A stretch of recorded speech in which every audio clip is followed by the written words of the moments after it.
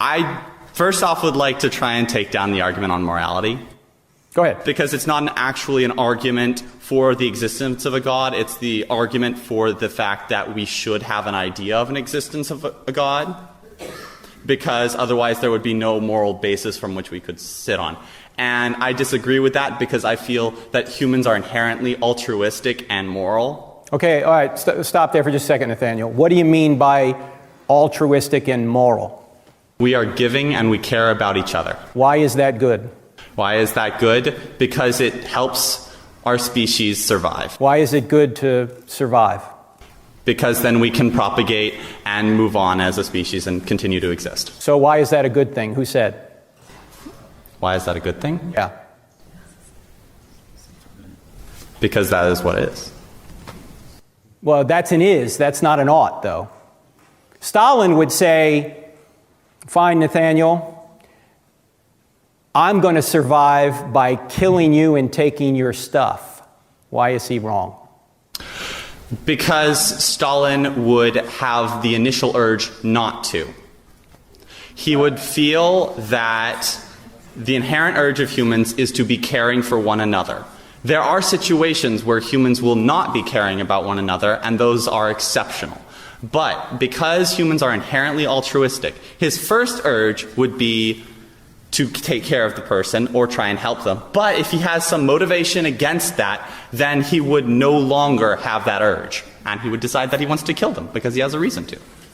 Well, again, I think you're begging the question as to what altruism is. Why is taking care of others a good thing if there is no God? That's your opinion. Is there an external referent, an authoritative, unchanging referent that you're getting that opinion from, which makes it objective, or is it just something you feel? Humans,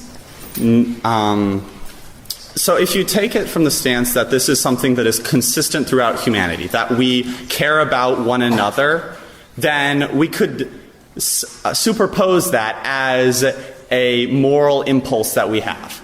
Okay, let me agree with you. I think we do have a moral impulse. And that's exactly what C.S. Lewis said in The Abolition of Man, when he looked at all the diverse cultures and he said, they agree on basic morality. Now, how do you explain that basic morality?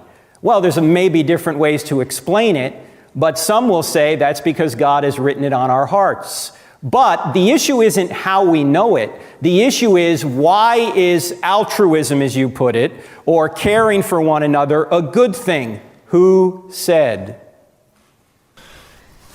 It's not necessarily who said, it is what is. We are altruistic. There is no need for someone to say that it is a good thing. It is what we are. But if Hitler or Stalin comes along and says, I don't want to be altruistic, I want to be selfish and take everything for myself, and if I have to kill you to do that, I'm going to do that, why is that objectively wrong? Because he is not taking care of other people. Who said it's... Where are you getting this standard this objective standard that you ought to take care of people? Where does that come from if there's no God? So I'm just going to talk about a little example that I know of and some others. So there's 3 different points I'd like to make. First off, we still exist. If we did not take care of each other as a social species, we would have very, very limited capabilities of still existing. We need to band together. We need to take care of each other. We need to be friendly to one another. That's presupposing that survival is a good thing. Why is it a good thing? And why us surviving? Why not roaches or antelope or black widow spiders? Why do you need the concept of good there? We're still surviving and we're being nice, kind to each other. We are being caring for one another.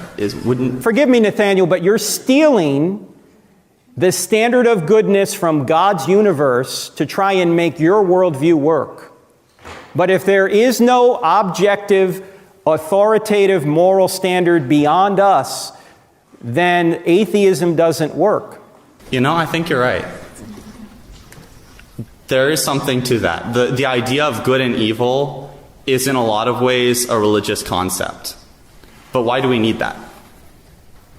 Well, it depends on what you mean by religion. I'm just talking, you can leave religion out of it, it's a loaded term. Let's just say the source, ontologically, which means the study of being. Where does morality come from? Are you an atheist? Yes. Okay, are you a materialist? No. Okay, so you believe in immaterial reality. That's good.